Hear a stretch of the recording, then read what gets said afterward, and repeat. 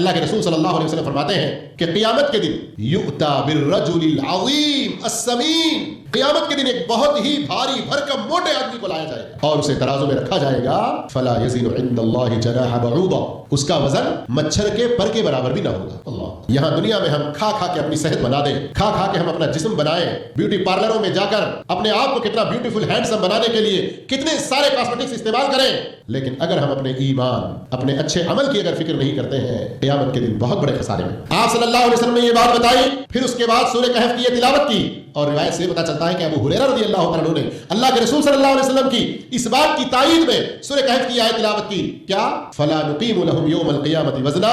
کہ قیامت کے دن ہم ان کا کوئی وزن ہی قائم نہیں کریں گے، یعنی اگر ان کو ترازو میں رکھا بھی جائے گا تو ان کو بھاری وزن نہیں ہونے دیں گے۔ کیوں؟ اس لیے کہ ان کا یہ جسم ایمان سے خالی، نیک اعمال سے خالی۔ صحیح بخاری کی اس حدیث سے ایک بہت بڑا نقطہ ہمیں معلوم ہوتا ہے، اس پر غور کرنے کی ضرورت ہے اور ہم سب کو اپنا جائزہ لینے کی ضرورت ہے۔ کیا؟ ترازو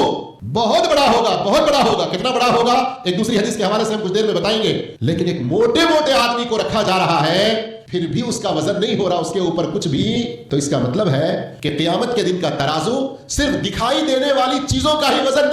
نہیں دکھائی دینے والی جو ایمان ہے اس کے اعتبار سے اس کا وزن ہوگا۔ یہ بہت تعجب خیز بات بھی ہے اور ہم سب کو چونکا دینے والی بات بھی، اور ہم سب کو خوب غور و فکر میں ڈالنے والی، کہ ہم اپنے آپ کو جتنا زیادہ